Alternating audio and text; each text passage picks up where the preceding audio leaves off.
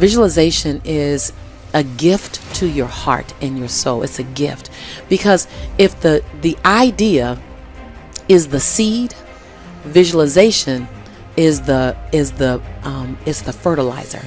It's the fertilizer, because when your thoughts are connected with an emotion, see, you would visualize yourself winning, and you would feel all the emotion that came with that. And all you're doing now is you're not chasing a foreign emotion. You know the feeling, and now you're just doing what's necessary to get back to that feeling in real time. Exactly. And so what a good friend of mine, Vishen, who the CEO of Mind Valley, who you know, I did a visualization with him. We were in Bali, and he said to me afterwards, "I never get emotional." He doesn't. He doesn't get emotional. Right. He's like right. super, yeah. Well, he was like, "I cried. I got emotional." He goes, "I figured it out. It's visualization. A good visualization brings in emotion."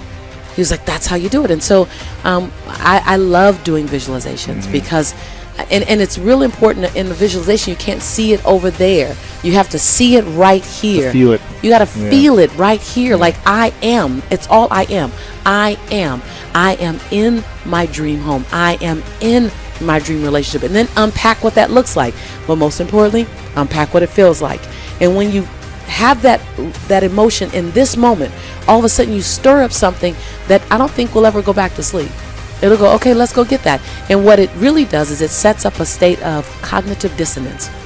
And cognitive dissonance is when you see something in your mind and you see yourself in a way that your behaviors are not currently leading to it. So your mind becomes disrupted and it goes, okay, can we get there? Right, because I'm not there right now. I'm not there right now, and that's not comfortable. Your mind wants to literally be congruent. What it thinks is what you're doing. What it thinks is what you're doing. And so when you set up a constant, and abundant thinkers like you and I, we do it unconsciously.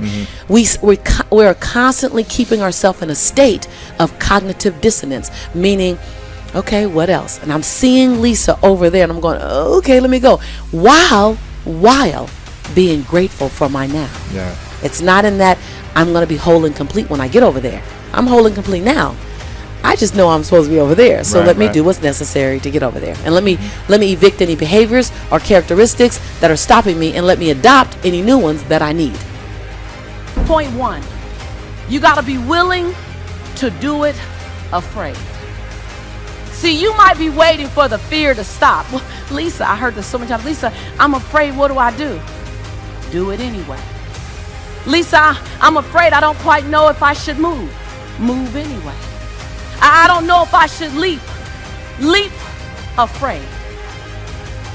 And then gather your courage on the way down. And if you don't get it before you hit, you just don't hit anyway.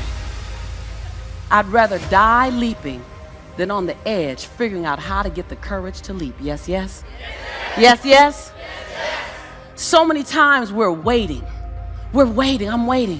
I'm waiting to get something right. I see your hands going up. You guys know if it's your truth, you can raise your hand just like we did on day 0. You're just kind of waiting. You're waiting to get everything in order.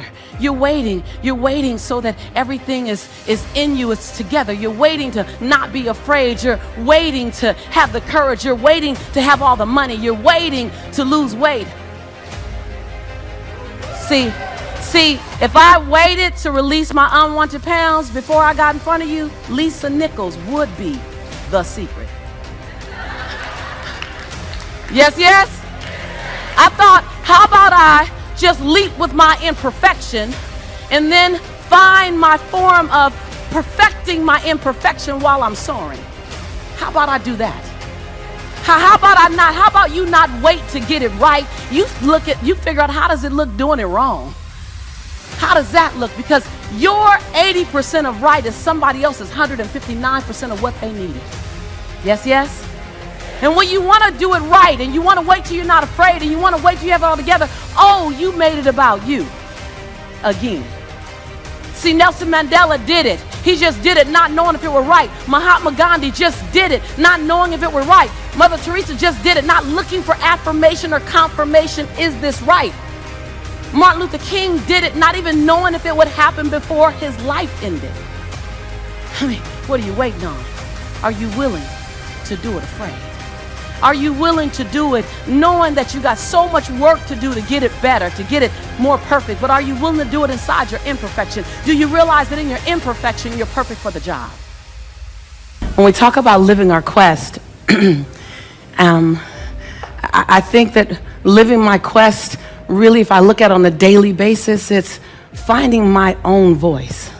It's finding your voice. It's finding the song that only you can sing, off key or not. It's finding your rhythm. It's discovering what it feels like to walk in your shoes today. It won't look like it looked 10 years ago. Living your quest is, what can I do with my life so that my life becomes infectious to someone else? Living my quest looks like, how do I make my fingerprint matter so big that it lives beyond my transition day? Living your quest is, how can I forgive the perceivingly unforgivable so I can love the absolute lovable? Living your quest is, how do I give myself 1,000 second chances, and every time I get to 999, press reset? Yeah. Living my quest is not some ambiguous, untouchable experience. Living my quest means going back and healing the little girl in me so that the woman can be free. It's going back and embracing the little boy in you so that the man can show up and give himself permission to cry when necessary. Living your quest is not something that you can't touch. It's not something that requires a stage or lights or cameras. Living your quest is being complete and content with who you are in the dark of the night, so who you are in the middle of the day is all right. Living your quest is as simple as it is complex. Living your quest is about giving yourself permission, say permission, on a daily basis to become the next best version of yourself. Living your quest is not holding yourself hostage to old decisions, not holding yourself hostage to shame, blame, guilt, regret, and anger. Living your quest is about recognizing that every day I can be reborn to my possibility. See, living your quest is as internal and personal as it is public. Living your quest is about recognizing that you have brilliance in you and not being willing to dim your light one more day.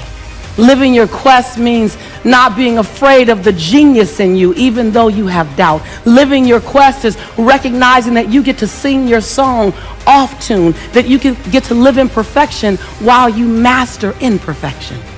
I've long since learned 4 things. To me, this is the road to true freedom. I have nothing to prove. I have nothing to protect. I have nothing to hide. And I have nothing to defend. That your perception of me after I tell my truth is actually none of my business. My perception of me, that I go to bed as whole and complete as I woke up. Before I check how many likes I have on Facebook, that I like me first. And every other like is bonus. There you go. Like it. That was a long road to get to. Long road. Sure. Long road.